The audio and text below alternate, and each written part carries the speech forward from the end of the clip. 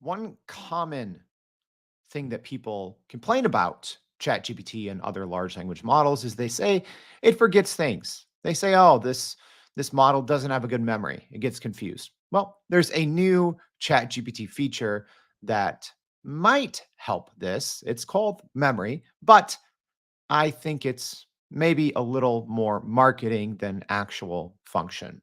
So, we're going to be talking about that today and more on Everyday AI.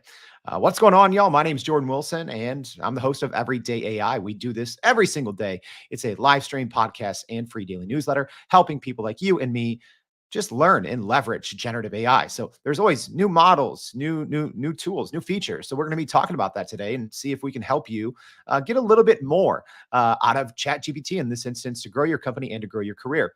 So if you're new here, please go to youreverydayai.com, sign up for that free daily newsletter. Maybe you can't make the live stream every day. Check us out on the podcast. Maybe you're on the podcast and you want to come hang out at the live stream and ask questions. You can do that too. So always make sure to check the show notes in the podcast for links to do that. So before we get into this new feature from ChatGPT, and we're going to go over some of the pros and the cons. So I'm going to tell you right now, I'm not going to be using this a whole lot, or at least not relying on it, because it's actually going to be enabled by default once you do enable it. But we're going to get to that in a couple of minutes. But before we get to that, we're going to start as we always do. Well, not as we always do with the AI news. Actually, a quick reminder. Oh no, let's just go into the AI news. All right. So there was an athletic director in Baltimore was arrested for using AI to fake an audio recording. So, a Baltimore high school athletic director was arrested for allegedly using AI to fake an audio recording of the school's principal, leading to his temporary removal. So, the audio clip contained racist comments against Black and Jewish individuals, causing significant repercussions within the school community.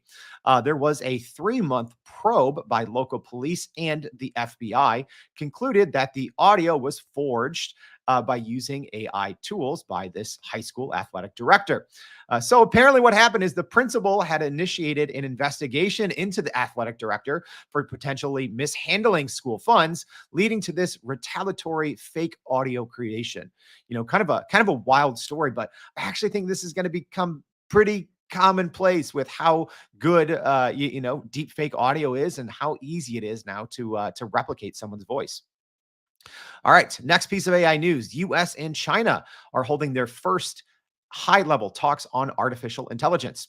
So, the US Secretary of State Anthony Blinken announced that the US and China will engage in their first intergovernmental dialogue on artificial intelligence in the coming weeks.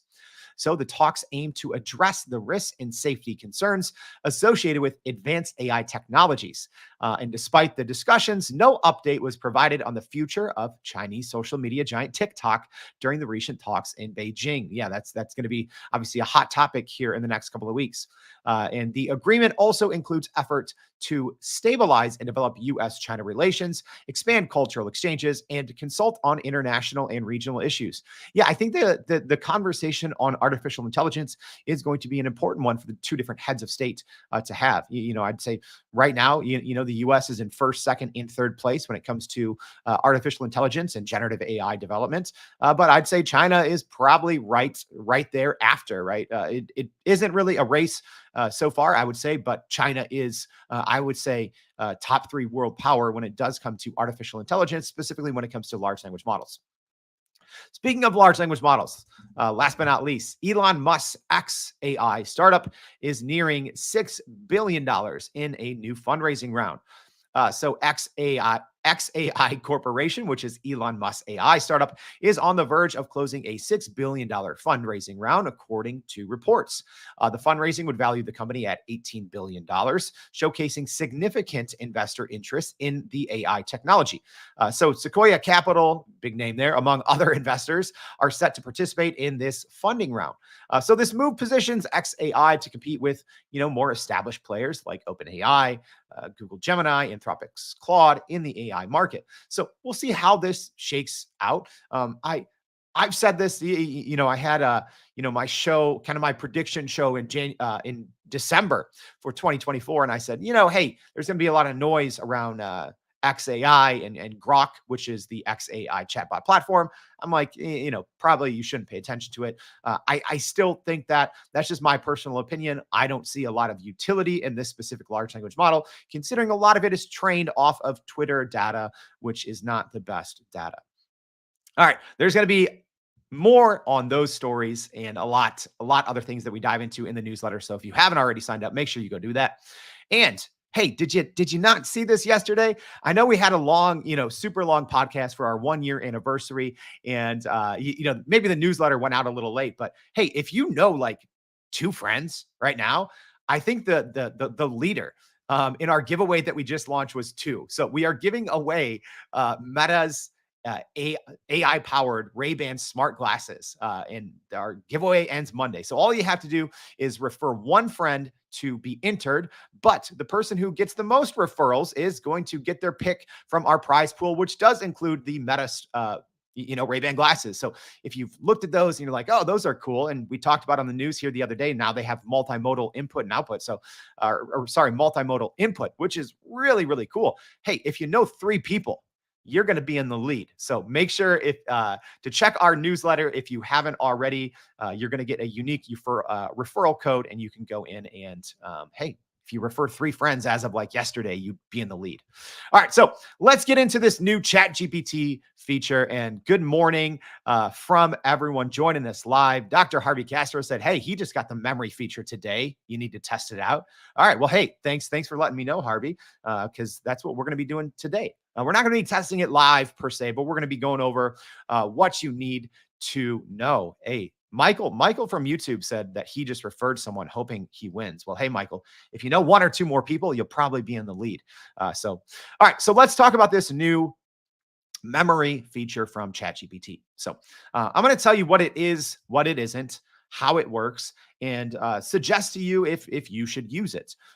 So here's how you will know if you have the feature. I wish there was a better way, but essentially you just get a pop-up. If this does sound like something that you're going to be taking advantage of, or if you're a pretty regular ChatGPT user, make sure to look for that pop-up. Also worth noting, if you use ChatGPT on different devices, which is like what I do, you only see the pop-up once. Don't worry. I'm going to share it here, but this kind of just gives you a good overview of what this feature is. So it does a couple of things. So I'm going to read kind of the marketing speak here, but don't worry, we're not just going to tell you what it is. We're going to dive into it. ChatGPT says that it now has memory access across chats. That's the important thing here, right? Before, whenever you would start a new chat inside of ChatGPT or any large language model, one of the biggest things is it doesn't remember anything. So let's say that you're, creating a chat in any model, and you're getting some good outputs. Well, what happens then if you go into any other chat? It doesn't know anything that was going on in that chat, right? So let's say you're telling it about your company, you're working on a research project, etc. And then if you start a new chat that's kind of related to that, and if you wanted to recall some of that information, you can't. So that has been one of a pretty common downside of large language models, is they think of it as siloed information. So, when you're clicking new chat, or if you go find an old chat and pick up the conversation, all of that information is siloed, which is obviously a huge downside. So this new feature from OpenAI inside ChatGPT looks to change that. So essentially, it says you can keep the conversation going. It says ChatGPT will carry what it learns between chats, allowing it to provide more relevant responses. It says it becomes more helpful over time. So it says ChatGPT will become more helpful as you chat, continually remembering details and preferences. And then it says manage what it remembers. It says you're in control, review and delete specific memories, restart from scratch, or turn off the feature in settings. All right, so yeah, I'm curious for the rest of you joining live, if you have this feature yet, or if what questions that you have about it. All right, so we're going to get into kind of the details of how it works. We're going to give you a guide, but if you do have questions for our live stream audience, make sure you get them in now. But if you're listening on the podcast, we always leave a link back to this kind of LinkedIn thread. So if you are maybe driving or walking your dog, and I say something, you're like, wait, that doesn't make sense, you can always come back and ask me, and I'll answer. All right, so here's what you need to do. Well, number one, you need to enable it in the settings. All right, so This is actually in a different spot than when they first previewed it. And this is also kind of important to talk about. So, this is one of the first features that OpenAI has posted publicly about before they did a general rollout. So, they actually posted about this 2 months ago, and a lot of people forgot about it. OpenAI put out some information, I think, on their Twitter account, on the blog, on their blog post, and this was 2 months ago. So normally when OpenAI posts about something, they kind of just release it within a day or two, or it has already been a release and it's just a gradual rollout. So if you do have a paid ChatGPT account, I do believe it is only for paid users. They were testing it with free and paid. So if you do have a free account and you go in, and if you see this memory feature, let me know. But I do believe it is only rolling out to paid users. So like I said, when you log in, maybe today or tomorrow, the next time you go in there, you're going to get this pop up, and then you can go into settings. So previously, this was its own dedicated kind of side panel. So you didn't even need to go into settings first. So they didn't move it. So you need to go into your regular settings, and there will be a personalization tab. Okay. And you'll see you can still have custom instructions going. So we're going to go over kind of the differences and the pros and the cons of working with each or working with one or the other. But then you'll see there's a simple memory toggle. So if you do maybe miss it on that pop-up, and you don't enable it, or if you're starting to use it and later you're like, wait, this stinks, don't worry, you can always toggle it off. All right, so that's step one. You need to enable it in the settings. So here's what it's going to look like in action. All right, so I just did an example. I just started playing with this yesterday. We obviously had our big, 1 year anniversary show yesterday. So I've been a little busy. We had a show of Will AI Take Your Jobs? It was our longest show ever. So make sure you go check that out if you haven't already. But so when you go into ChatGPT and you enter something, essentially you're going to get this new little prompt, and it says memory updated. So in this example, I didn't have anything in, kind of the memory bank, so to speak. So, think of it like this: you bank memories. So if we literally think of the silo, the silo analogy that normally they work in silos. So think of it like this: you're going to have a base that's below all of your silos. So it doesn't matter. And this memory bank is that base. So it is going to selectively pull things out of your chats. And then you can go in and manage those memories as well. But this is essentially kind of like what it looks like for our live stream audience. Is it just committed these things to memory. So I just said in a new chat, I said, my name is Jordan.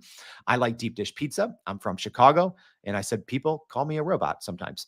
So right after I entered that, a new pop-up came. So I'm glad that ChatGPT did this piece, because when this first came out, I did a little video review on it, at least on the blog post, because they shared screenshots, they shared video recordings. And I said, this is terrible.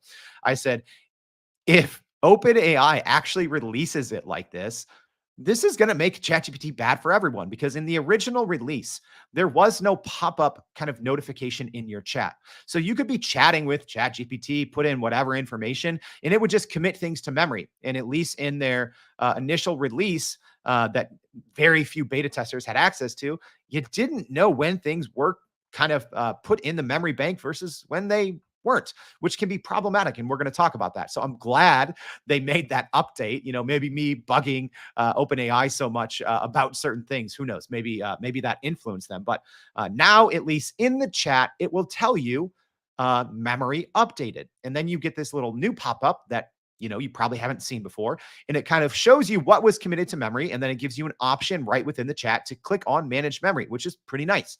So as an example, I said, my name is Jordan. I like deep dish pizza. I'm from Chicago. People call me a robot. So there's a little UI UX tweak here that I think that they should make, because I gave it multiple facts. And at least in this response back from ChatGPT, it looks like it just committed it as one memory, because it says Jordan likes deep dish pizza, is from Chicago, and is nicknamed Robot. Even though I didn't say I was nicknamed Robot, I just said people call me a robot. So little in the details there, but still.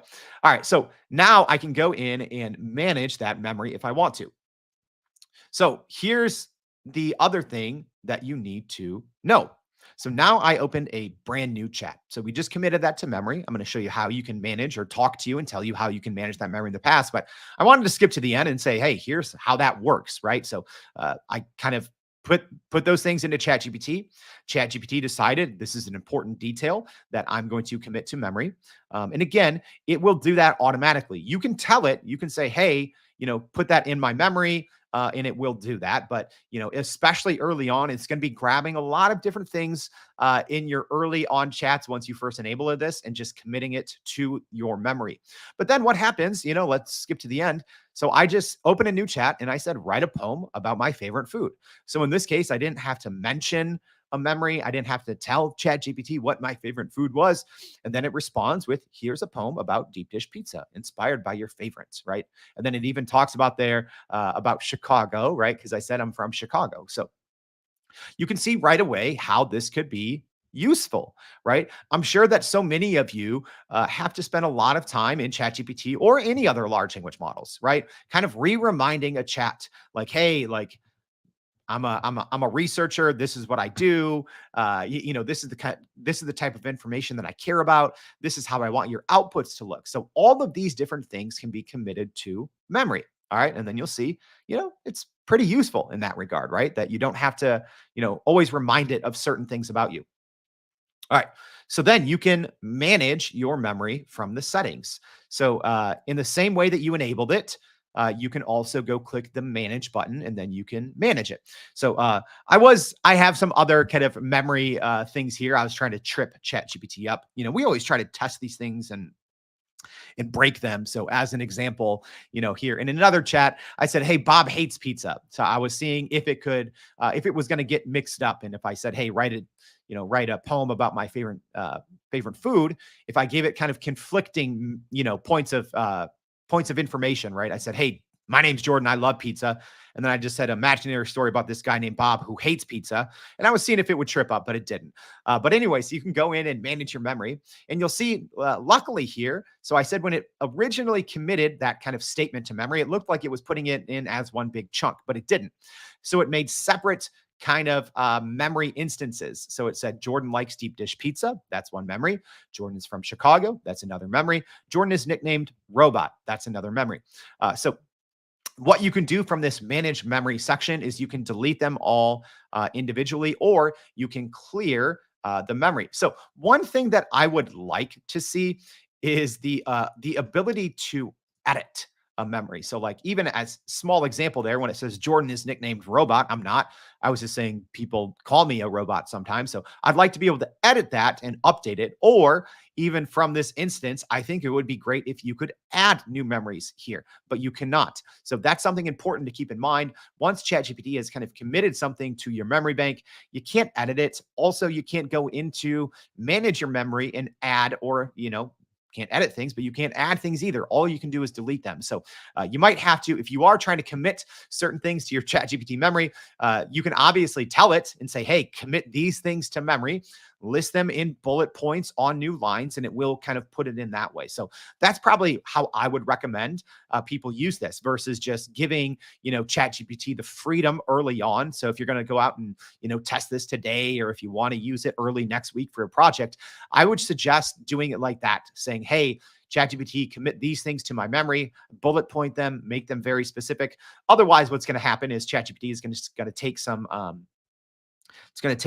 creative freedom in thinking what you want committed to memory and even how it interprets certain things that you say. So that's important. The managed memory part is a little tricky. Couple great questions here from Woozy and Harold. So thanks for the questions. So Woozy said, interesting. In your opinion, as you're using it, does it feel like it's trying to commit the appropriate things to memory?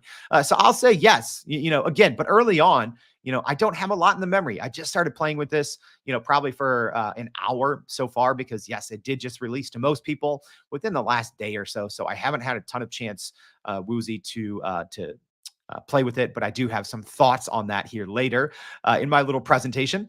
And then Harold says, I am guessing if you correct it, that it'll override its training information. Yes, that's a great question. So it will delete those pieces of memory. So let's say it gets something incorrect.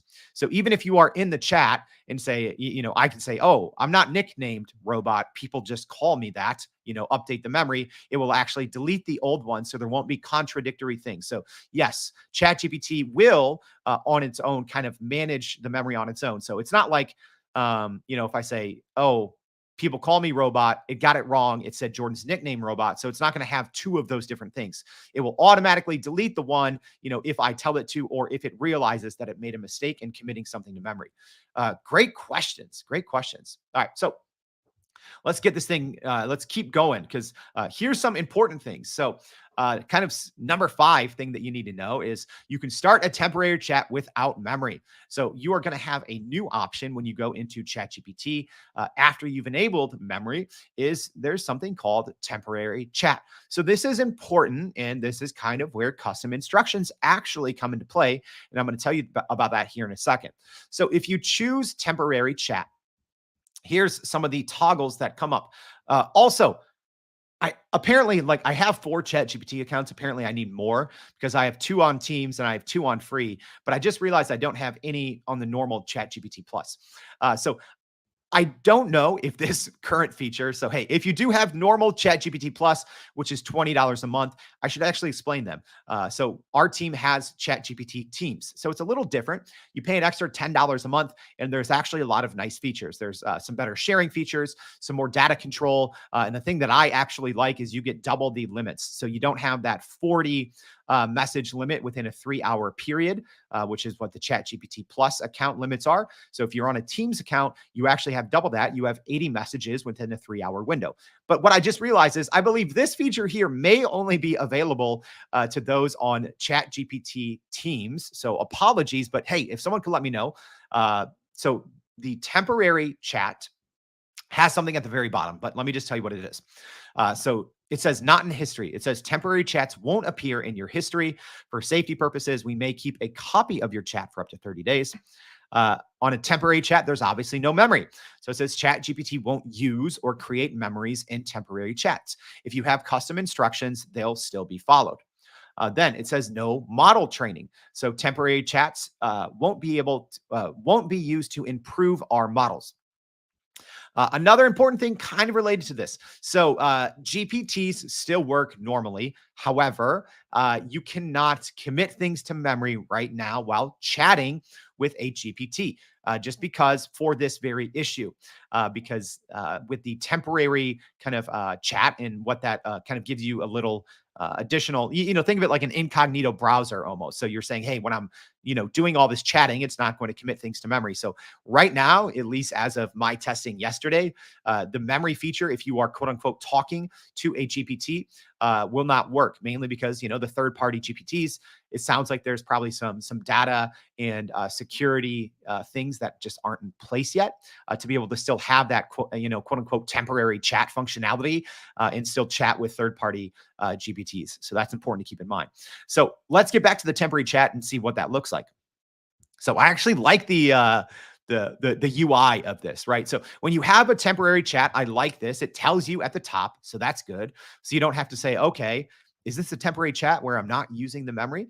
But so in this case, I said, what is my favorite food? And then ChatGPT says, I don't know what your favorite food is, but if you tell me, we can chat about it. So the good thing I like as well is at the bottom, the kind of text input box becomes this kind of a dark gray or black color. So it's nice. So you have multiple kind of reminders that this is a temporary chat and you're not using that memory feature. So you might ask why, right? Well, there might be times when I don't want ChatGPT to be maybe knowing about I'm writing about pizza or I'm from Chicago, right? So let's say I'm, or maybe you are writing something for a client. Maybe you're using this to write for, multiple clients. So that's something with this memory feature and even custom instructions, which we're going to get to in a second.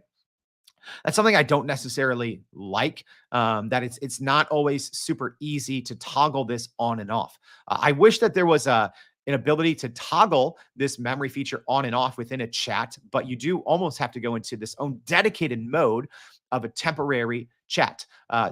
Because here's what I think why that's problematic. I think a lot of people are going to start a normal chat. They're going to keep going. And then all of a sudden, they're going to get this crazy response, right? And they're going to be like, oh, I'm writing this for, I'm creating an SOP for a banking client. And now all of a sudden, it's bringing in my personal information. Like, what's going on here? And then you remember, oh, I'm in a normal chat, so it's bringing in all my memory. So you kind of have to start over at that point and go in and create a new chat and make sure it's temporary. So I wish that there was a way to toggle this on and off within individual chats, which is another reason why I don't use custom instructions. Kind of the same reasoning. Uh, so speaking of that, that is one of our last points that we want to make here in today's show, is it can be used with or instead of custom instructions. So when you do go in your settings and you go to personalization to look at your memory, you'll see that you can still use custom instructions and memory at the exact same time. So here's kind of the difference. Okay. Custom instructions, if you haven't used them, or if you maybe don't know what they are, it is literally that. So you are giving instructions to ChatGPT specifically on how you want it to act or how it should perform. So you're kind of giving it instructions and you're saying, hey, when you respond, always respond in an informal tone. So this is where I think I wouldn't say confusion, but there's actually a lot of crossover here because when you go into your custom instructions within ChatGPT, there's actually two different things. So custom instructions ask you, what would you like ChatGPT to know about you to provide better responses, which is kind of what this whole memory thing is. And then there's another feature or another segment in custom responses that says, how would you like ChatGPT to respond? So with memory, you should think of memory as certain details about whether your client, your business, the type of work that you're using ChatGPT for. So there is still a lot of crossover. And I think it's actually going to be problematic for people that like and use custom instructions to use memory because there might be some conflicting or slightly different custom instructions versus what's in your memory. So at least for me personally, I don't like using custom instructions because again, you have to either enable it or disable it account wide. So at least with the new memory feature, you can still use memory for some of those things that you might normally use custom instructions for. As an example, all of your replies should be in informal tone, or, when summarizing a long article, summarize in short bullet points. So you can still add those things to your memory, even though that might be something that you would generally use custom instructions for. So the benefit here, and kind of one of the reasons why I might be using this feature when I don't really use custom instructions, is for that. So I can have now different chats that are saved in my account. Some of them are using memory and some of them aren't. Where at least with custom instructions, you do not have that ability. You have to essentially toggle it on and off for your entire account. So let's say if you did want to toggle custom instructions on and you were in an old chat, well, that one doesn't have custom instructions. So I kind of wish that ChatGPT would just merge these things. That would be a lot better. I think you kind of have these two different layers of customization. One, you can toggle with memory, you can toggle it on and off. Well, you can't really toggle it on and off, but you can uh, choose a temporary chat, which essentially toggles it off. And then you have custom instructions, which again can only be toggled on and off system wide. So a little confusing there, I'd say, from ChatGPT. I would hope that OpenAI just combines these two features.